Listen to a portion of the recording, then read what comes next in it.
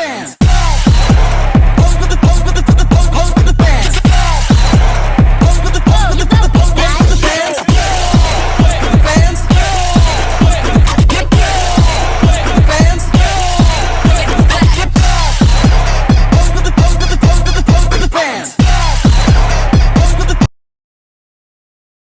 Kami akan menjelaskan bagaimana perbedaan dari bank syariah dan juga bank konvensional, dimulai dari segi landasan hukum, kegiatan di bank syariah dan juga bank konvensional, sistem bahkan mekanisme yang ada di dalam bank syariah ataupun bank konvensional.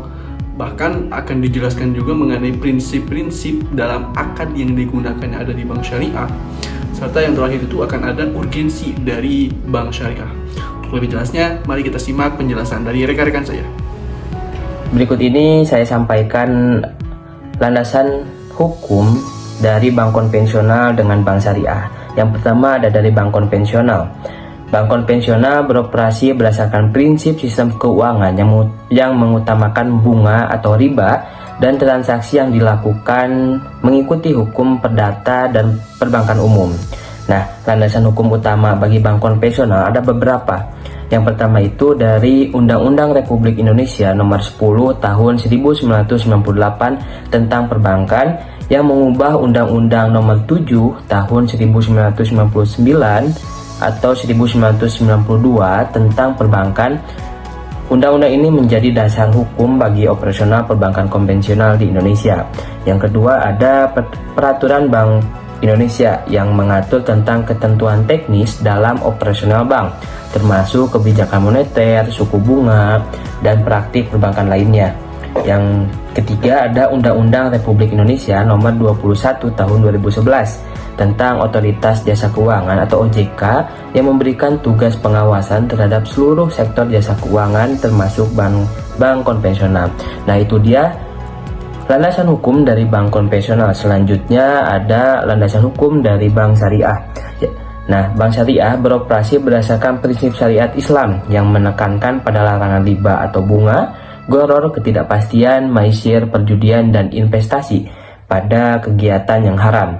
Nah, landasan hukum utama bagi bank syariah Indonesia meliputi beberapa. Yang pertama itu ada Undang-Undang Republik Indonesia Nomor 21 Tahun 2008 tentang Perbankan Syariah. Nah, undang-undang ini mengatur tentang prinsip-prinsip dasar, produk, dan operasional bank syariah yang harus mengikuti ketentuan hukum Islam. Yang kedua ada dari Fatwa Majelis Ulama Indonesia atau MUI yang memberikan panduan dan fatwa mengenai prinsip-prinsip syariah dalam perbankan serta produk-produk yang boleh dan tidak boleh ditawarkan oleh bank syariah itu sendiri. Selanjutnya ada Peraturan Otoritas Jasa Keuangan atau OJK yang memberikan regulasi tambahan tentang perbankan syariah seperti tata kelola, produk, dan layanan yang sesuai dengan prinsip syariah. Yang terakhir ada Fatwa Dewan Syariah Nasional atau DSN MUI yang memberikan pedoman operasional bagi bank syariah termasuk ketentuan mengenai transaksi yang sesuai dengan syariah itu sendiri. Nah, itu dia landasan hukum dari bank konvensional dengan bank syariah di Indonesia. Di sini saya akan melanjutkan materi yaitu kegiatan bank syariah. Kegiatan bank syariah yang pertama yaitu menghimpun dana dalam bentuk simpanan berupa giro, tabungan, atau bentuk lain yang disamakan berdasarkan akad wadiah atau akad lain yang tidak bertentangan dengan prinsip syariah. Yang kedua ada menghimpun dana dalam bentuk investasi berupa deposito, tabungan, atau bentuk lain yang disamakan berdasarkan akad mudharabah atau akad lain yang tidak bertentangan dengan prinsip syariah. Yang ketiga ada menyalurkan pembiayaan bagi hasil berdasarkan akad mudharabah, musyarakah, atau akad lain yang tidak bertentangan. Yang keempat menyalurkan pembiayaan berdasarkan akad murabahah, salam, istisna, atau akad lain yang tidak bertentangan dengan prinsip syariah. Yang kelima ada menyalurkan pembiayaan berdasarkan akad qard atau akad lain yang tidak bertentangan dengan prinsip syariah.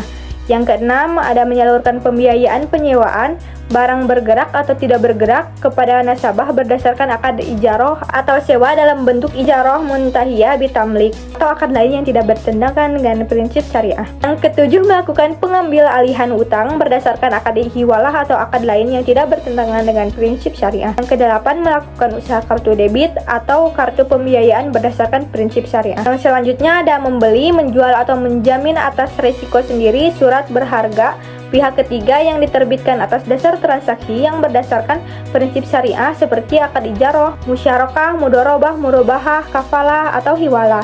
Yang selanjutnya yaitu memberi surat berharga prinsip syariah yang diterbitkan oleh pemerintah atau Bank Indonesia. Selanjutnya, menerima pembayaran dari tagihan atas surat berharga dan melakukan perhitungan dengan pihak ketiga atau antar pihak ketiga berdasarkan prinsip syariah. Yang ke-12 ada melakukan penitipan untuk kepentingan pihak lain berdasarkan suatu akad yang berdasarkan prinsip syariah. Yang ke-13 menyediakan tempat untuk menyimpan barang dan surat berharga berdasarkan prinsip syariah. Yang selanjutnya memindahkan uang baik untuk kepentingan sendiri maupun untuk kepentingan nasabah berdasarkan prinsip syariah. Yang ke-15 memberikan fasilitas letter of credit atau bank garansi berdasarkan prinsip syariah. Yang ke-16 melakukan fungsi sebagai wali amanat berdasarkan akad wakalah. Yang terakhir yaitu melakukan kegiatan lain yang lazim dilakukan oleh perbankan dan bidang sosial sepanjang tidak bertentangan dengan prinsip syariah dan sesuai dengan ketentuan peraturan perundang-undangan. Demikian yang bisa saya sampaikan. Wassalamualaikum warahmatullahi wabarakatuh. Selanjutnya di sini saya akan menjelaskan sedikit terkait konsep dan sistem perbankan, baik perbankan konvensional maupun perbankan syariah. Yang pertama, saya akan menjelaskan terkait konsep terdahulu, yang mana perbankan adalah suatu sistem yang melibatkan lembaga keuangan yang disebut juga bank. Nah, di sini bank sebagai perantara antara pihak yang memiliki kelebihan dana atau simpanan dengan pihak yang butuh kredit. Jadi kalau disederhanakannya, bahwasannya bank ini mengumpulkan uang dari masyarakat dalam bentuk simpanan, lalu kemudian menyalurkan kembali kepada masyarakat dalam bentuk kredit. Nah, untuk berbagai keperluan seperti membeli rumah ataupun membeli motor dan lain-lain. Nah, di sana gitu. Untuk konsep perbankan di sini. Oke, baik. Tadi menjelaskan mengenai konsep perbankan. Nah, sekarang kita akan membahas mengenai sistem perbankan. Yang mana sistem perbankan ini keseluruhan struktur dan mekanisme yang mengatur kegiatan perbankan di suatu negara. Jadi sistem perbankan yang baik sangat penting untuk menunjang pertumbuhan ekonomi dan stabilitas keuangan suatu negara. Nah, selanjutnya ada tujuannya gitu kan. Tujuannya itu ada apa banyak ya. Salah satunya ada menstabilkan nilai rupiah, mendorong pertumbuhan ekonomi, menjamin keamanan sistem keuangan, dan memperluas akses keuangan. Nah, itulah sistem untuk perbankan. Oke, baik. Untuk sekarang selanjutnya kita akan membahas mengenai sistem perbankan antara bank konvensional dan juga bank syariah. Yang pertama yang kita akan bahas mengenai perbankan konvensional dan juga perbankan syariah. Yang pertama untuk perbankan konvensional. Perbankan konvensional ini beroperasi berdasarkan hukum dan peraturan umum yang mana yang berlaku di suatu negara. Nah, prinsip utamanya ialah untuk kebebasan berusaha dan mencari keuntungan. Sistem ini menggunakan konsep bunga berbagai imbalan atas pinjaman. Beda lagi sama perbankan syariah. Nah, sedangkan perbankan syariah beroperasi berdasarkan prinsip-prinsip Islam seperti Al-Quran dan hadis gitu. Nah, berbeda prinsip utamanya di bank syariah ini, yaitu keadilan, kejujuran, dan menghindari hal-hal yang diharamkan dalam Islam. Jadi sistem ini tidak menggunakan konsep bunga gitu kan, namun diganti sama sistem bagi hasil atau profit sharing gitu. Nah, untuk sistemnya itu seperti itu. Nah, untuk konsepnya itu berbeda lagi. Tadi saya sebutkan bahwasanya konsep yang dipakai oleh bank konvensional itu ada bunga, yang dimana dalam perbankan konvensional bunga itu adalah imbalan tetap yang dibayarkan oleh peminjam kepada bank gitu kan. Sementara untuk konsep yang dipakai oleh syariah itu bagi hasil atau profit sharing, yang mana dalam perbankan syariah keuntungan yang diperoleh dari suatu usaha dibagi antara bank dan nasabah sesuai kesepakatan di awal. Nah, untuk selanjutnya, untuk produk dan jasa, untuk perbankan konvensional, untuk produk dan jasanya itu ada tabungan, ada deposito, ada kartu kredit, asuransi, dan lain-lain. Nah, sedangkan untuk di bank syariah, untuk produknya saja itu ada tabungan mudharabah, deposito mudharabah, pembiayaan murabahah, pembiayaan musyarakah, asuransi takaful, dan lain-lain gitu kan. Dan juga selanjutnya untuk sistem pengawasan. Untuk sistem pengawasan ini berbeda antara konvensional dan bank syariah. Untuk konvensional sendiri diawasi oleh bank sentral dan lembaga pengawas keuangan lainnya. Nah, sementara untuk bank syariah, selain diawasi oleh otoritas moneter, juga diawasi oleh Dewan Syariah yang memastikan bahwasanya semua produk dan transaksi itu sesuai dengan prinsip syariah. Gitu. Di bank syariah, dalam hal perhimpunan dana, tercipta hubungan antara deposan dengan bank. Deposan merupakan sahibul mal atau pemilik dana, dan bank merupakan mudharib atau pengelola dana. Sedangkan pada penyaluran dana, bank merupakan sahibul mal dan nasabah pembiayaan merupakan mudharib. Sebelum menyalurkan pembiayaan, bank terlebih dahulu menganalisis proyek dan profil nasabah. Akad mudharabah mengharuskan mudharib untuk membayar bagi hasil atas laba berdasarkan polisi yang telah disepakati. Kemudian bagi hasil yang telah diperoleh bank akan dibagi hasilkan kembali kepada nasabah penanggung atau deposan sesuai polisi nisbah yang telah disepakati di awal. Konsep bagi hasil sangat adil karena nasabah bisa membayarnya sesuai dengan keuntungan dari bisnis yang didapatkan. Sebaliknya, bank konvensional menggunakan sistem bunga. Nasabah yang menyimpan uang di bank akan menerima bunga tetap sebagai imbal hasil, sementara bank memberikan pinjaman kepada debitur yang diwajibkan membayar bunga tetap terlepas dari keuntungan atau kerugian usaha mereka. Jadi itulah mekanisme operasional pada bank syariah dan bank konvensional. Oke, langsung saja dilanjut mengenai pembahasan terkait sistem bunga dan sistem bagi hasil pada perbankan syariah dan juga bank konvensional. Nah, yang pertama itu ditinjau dari penentuan awal. Jadi, pada sistem bunga ditentukan saat akad itu dibuat dengan asumsi bahwa setiap usaha peminjaman selalu menghasilkan keuntungan. Untuk selanjutnya, pada sistem bagi hasil, besarnya pembagian keuntungan atau nisbah disepakati pada saat akad dengan mempertimbangkan keuntungan dan kerugian. Nah, untuk poin yang kedua, yaitu ada dasar penetapan. Jadi, pada sistem bunga, persentase bunga dihitung berdasarkan jumlah modal yang telah dipinjam. Lain halnya dengan sistem bagi hasil. Dalam rasio bagi hasil ini dihitung berdasarkan keuntungan yang benar-benar diperoleh dari hasil usaha itu sendiri. Kemudian untuk poin selanjutnya yaitu terkait perubahan nilai. Nah, pada sistem bunga, besarnya bunga dapat berubah sesuai dengan kondisi ekonomi atau kebijakan bunga patokan awal. Sedangkan pada sistem bagi hasil, rasio bagi hasil akan tetap selama akad itu berlaku, kecuali ada kesepakatan bersama untuk mengubahnya. Nah, untuk poin selanjutnya yaitu terkait keuntungan dan kerugian usaha.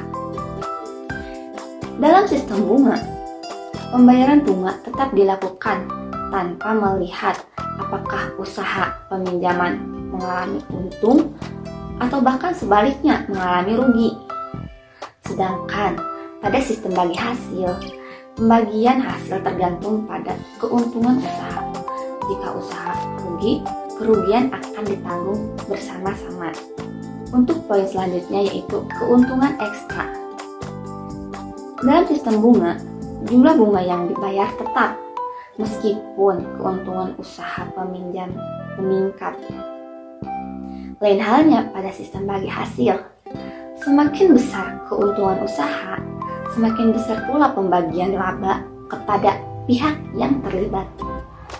Dan poin yang terakhir yaitu terkait keabsahan sistem. Dalam sistem bunga, keabsahan dan perhitungan bunga sering kali diperdebatkan dalam aspek keadilan, ekonomi, dan agama. Lain halnya, pada sistem bagi hasil dianggap lebih adil dan sesuai dengan prinsip ekonomi syariah, sehingga keabsahannya tidak diragukan lagi. Sekian penyampaian video dari saya, terima kasih. Bismillahirrahmanirrahim. Baik, selanjutnya mengenai prinsip akad pada bank syariah. Batasan-batasan bank syariah yang harus menjalankan kegiatannya berdasar pada syariat Islam, menyebabkan bank syariah harus menerapkan prinsip-prinsip yang sejalan dan tidak bertentangan dengan syariat Islam. Prinsip-prinsip akad pada bank syariah ada 5. Yang pertama, prinsip titipan atau simpanan, yaitu wadiah. Dapat diartikan sebagai titipan murni dari satu pihak ke pihak lain, baik individu maupun badan hukum yang harus dijaga dan dikembalikan kapan saja si penitip menghendaki. Secara umum, terdapat 2 jenis al-wadiah, yaitu wadiah ya amanah dan wadiah ya domanah. Prinsip yang kedua yaitu prinsip bagi hasil atau profit sharing. Sistem ini adalah suatu sistem yang meliputi tata cara pembagian hasil usaha antara penyedia dana dengan pengelola dana. Bentuk produk yang berdasarkan prinsip ini adalah al-mudharabah dan al-musyarakah. Al-mudharabah adalah akad kerjasama usaha antara dua pihak di mana pihak pertama yaitu shahibul mal menyediakan seluruh modal sedangkan pihak lainnya menjadi pengelola dana. Dan al-musyarakah adalah akad kerjasama antara dua pihak atau lebih untuk suatu usaha tertentu di mana masing-masing pihak memberikan kontribusi dana dengan kesepakatan bahwa keuntungan dan risiko akan ditanggung secara bersama sesuai dengan kesepakatan. Prinsip yang ketiga adalah prinsip jual beli atau tijarah. Prinsip ini merupakan suatu sistem yang menerapkan tata cara jual beli di mana bank akan membeli terlebih dahulu barang yang dibutuhkan atau mengangkat nasabah sebagai agen bank untuk melakukan pembelian barang atas nama bank, kemudian bank menjual barang tersebut kepada nasabah dengan harga sejumlah harga beli ditambah keuntungan atau margin. Implikasinya berupa al-murabahah, salam, dan istisna. Prinsip yang keempat adalah prinsip sewa atau ijarah.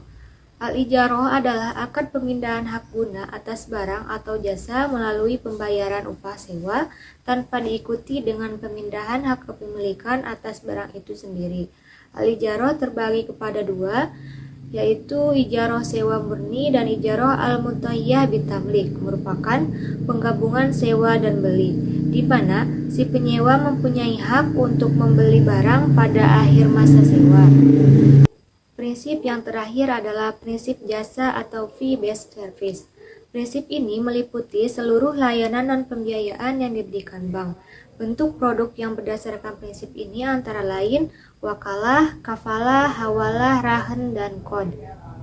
Mungkin sekian yang dapat saya sampaikan. Wassalamualaikum. Di sini saya akan memaparkan materi mengenai urgensi dari bank syariah.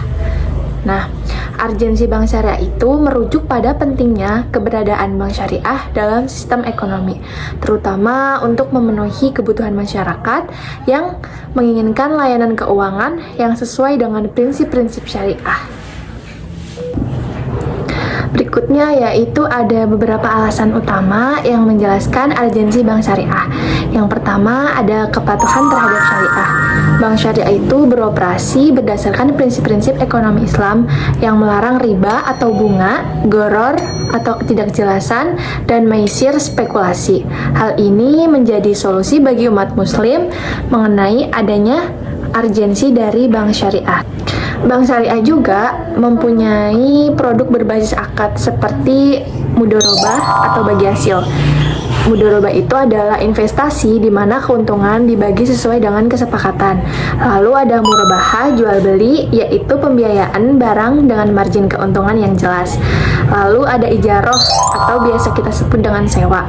Nah, ijarah itu adalah transaksi berbasis jasa tanpa kepemilikan aset.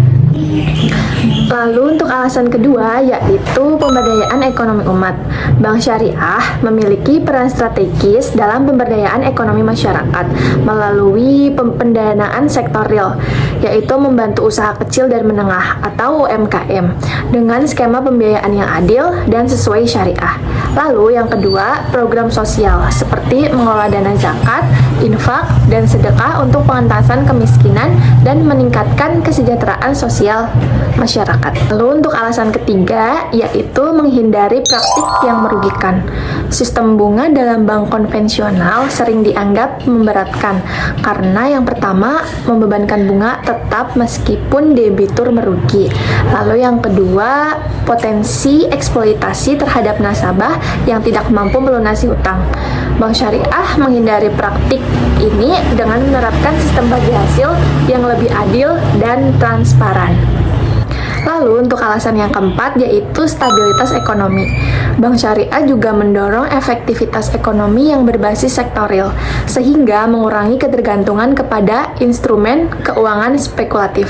Hal ini juga membuat sistem perbankan syariah lebih stabil terutama dalam menghadapi krisis ekonomi global yang sering dipicu oleh sektor keuangan non-real. Lalu untuk alasan yang kelima yaitu ada inklusi keuangan. Bank Syariah itu menjangkau masyarakat yang sebelumnya enggan menggunakan layanan perbankan karena alasan agama.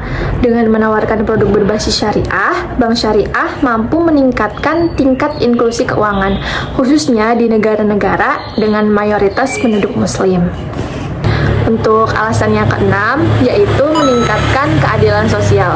Bank Syariah berprinsip kepada keadilan dalam transaksi, di mana keuntungan dan risiko dibagi secara proporsional antara pihak yang terlibat.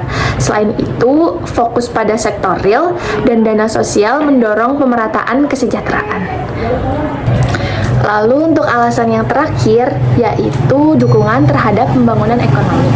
Bank Syariah dapat menjadi pilar dalam pembangunan ekonomi yang berkelanjutan melalui pembiayaan yang sesuai dengan kebutuhan masyarakat, seperti pembiayaan untuk sektor infrastruktur, investasi jangka panjang berbasis syariah. Nah, jadi keberadaan Bank Syariah tidak hanya relevan dalam memenuhi kebutuhan umat muslim, tetapi juga berkontribusi pada stabilitas ekonomi, keadilan sosial, dan inklusi keuangan. Bank Syariah juga menjadi alternatif sistem keuangan yang etis dan berorientasi pada keberlanjutan sejalan dengan nilai-nilai universal yang menghargai keadilan dan kesejahteraan bersama. Oke, itulah tadi perbedaan dari bank syariah dan juga bank konvensional. Tentunya dengan berbagai macam penjelasan dari mulai segi landasan hukum dan sampai terakhir barusan urgensi dari bank syariah itu sendiri, itu bisa menjadi suatu tolak ukur bagi kita bagaimana cara membedakan antara bank syariah dan juga bank konvensional. Untuk itu sedikit yang bisa kami sampaikan, mohon maaf. Assalamualaikum warahmatullahi wabarakatuh.